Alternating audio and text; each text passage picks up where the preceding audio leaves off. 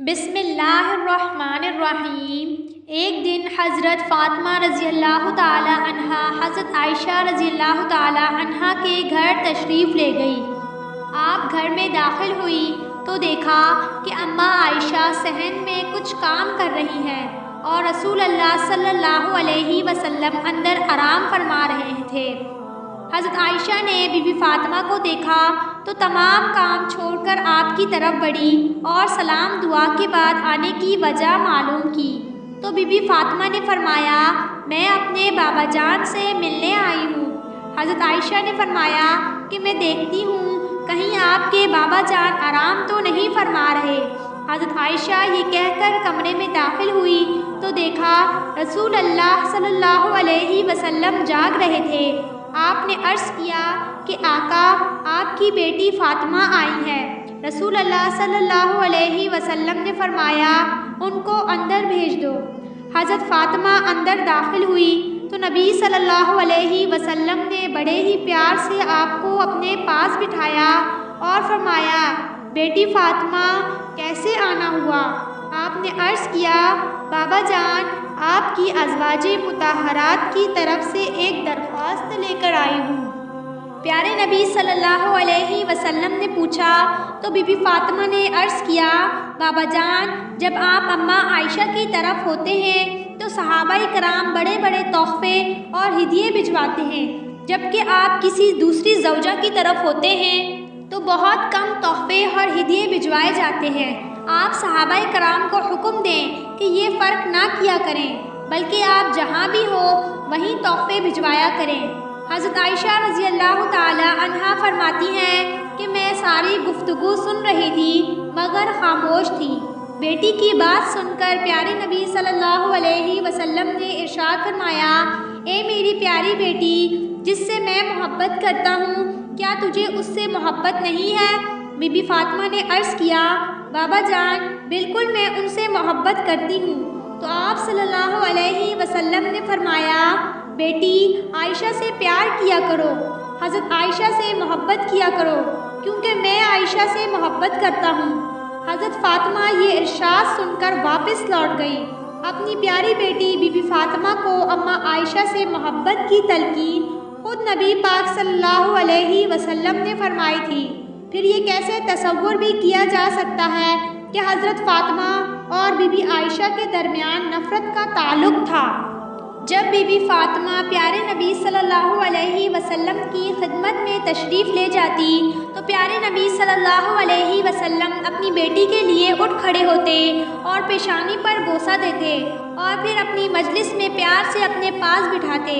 सिर्फ ये ही नहीं, नबी पाक सल्लल्लाहु अलैहि वसल्लम के विसाल के बाद अम्मा आयशा और बीबी फ़ातिमा के दरमियान बहुत मोहब्बत भरा ताल्लुक़ रहा है। एक मरतबा हज़रत आयशा रज़ियल्लाहु ताला अन्हा और बीबी फ़ातिमा साथ बैठी हुई थी। बीबी फ़ातिमा ने अम्मा आयशा की तरफ देखा और मुस्कुराई तो हज़रत आयशा ने पूछा, क्या बात है? तो बीबी फ़ातिमा फरमाने लगी, मेरे दिल में ये बात आ रही है कि आपके वालिद हज़रत अबू बकर सिद्दीक़ हैं, जबकि मेरे वालिद हज़रत मोहम्मद सल्लल्लाहु अलैहि वसल्लम हैं। ये बात सुनकर हज़रत आयशा ने फरमाया, ए फ़ातिमा, आपने सच कहा, हमें ईमान मिला आप सल्लल्लाहु अलैहि वसल्लम के सदक़े, हमें कुरान मिला रसूल अल्लाह सल्लल्लाहु अलैहि वसल्लम के सदक़े, अल्लाह ताला की मार्फत मिली नबी पाक सल्लल्लाहु अलैहि वसल्लम के सदक़े। आपने बहुत तारीफ़ें की और फिर फरमाने लगी, ए फ़ातिमा, मेरे जहन में भी एक और बात आ रही है। बीबी फ़ातिमा ने फरमाया, कौन सी बात? तो हज़रत आयशा फरमाने लगी, मेरे दिल में ये बात आ रही है कि फ़ातिमा, आपके ख़ावंद हज़रत अली रज़ियल्लाहु ताला अन्हा हैं और मेरे ख़ावंद हज़रत मोहम्मद सल्लल्लाहु अलैहि वसल्लम हैं। ये बात सुनकर हज़रत बीबी फ़ातिमा चुप हो गई। फिर अम्मा आयशा ने फरमाया, एक और बात है जो मेरे दिल में आ रही है। तो बीबी फ़ातिमा ने फरमाया, वो कौन सी? आपने फरमाया, क़यामत के दिन जब हम उठाए जाएंगे तो आपका हाथ अली के हाथ में होगा और मेरा हाथ रसूल अल्लाह सल्लल्लाहु अलैहि वसल्लम के हाथ में होगा। फिर थोड़ी देर खामोश रहने के बाद अम्मा आयशा ने फरमाया, ए फ़ातिमा, तू खातूने जन्नत है, जन्नती औरतों की सरदार है। तू जन्नत में जब दाखिल होगी तो जब तख्त पर बिठाई जाओगी तो हज़रत अली रज़ी अल्लाह ताला अन्हा आपके साथ होंगे, मगर फ़ातिमा जब मैं जन्नत में तख्त पर बैठूंगी तो मेरे साथ मोहम्मद सल्लल्लाहु अलैहि वसल्लम होंगे। सुभान अल्लाह। अल्लाह ताला ने हज़रत आयशा को इतनी समझ अता फरमाई थी कि वो ख़ुद फरमाया करती थी कि अल्लाह रब्बुल इज़्ज़त ने मुझे ऐसी बातें अता की हैं जो किसी और बीवी को नहीं मिली। सबसे पहली बात यह है कि मैं सबसे पहली बीवी हूँ जो कुंवारी नबी पाक सल्लल्लाहु अलैहि वसल्लम के निकाह में आई।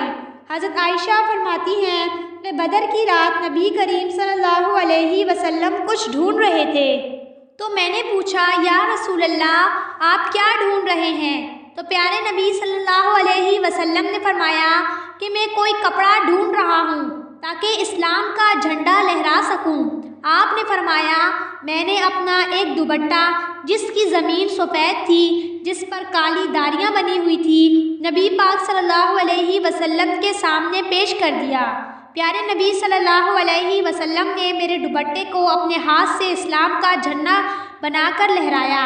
ये भी मुझे अल्लाह ने नसीब फरमाया और ये भी एजाज़ मुझे मिला कि मुनाफिकीन ने मुझ पर बहतान बांधा और उनसे पहले भी हज़रत यूसुफ अलैहिस्सलाम पर भी इसी तरह तोहमत लगाई गई थी।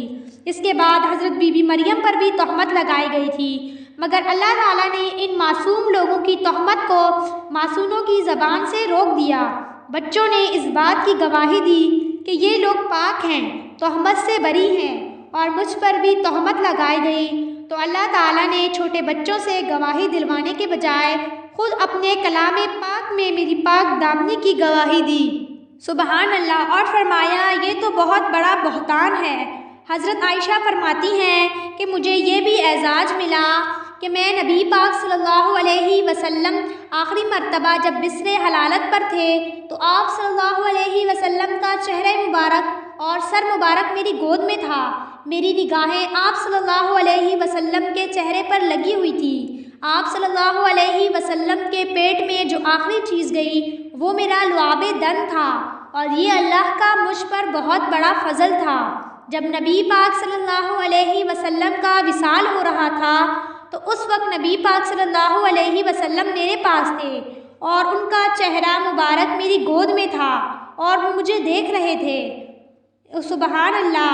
उम्मीद है कि आपको आज का वाक़या पसंद आया होगा, तो हमारे चैनल को सब्सक्राइब करें, वीडियो को लाइक शेयर ज़रूर करें।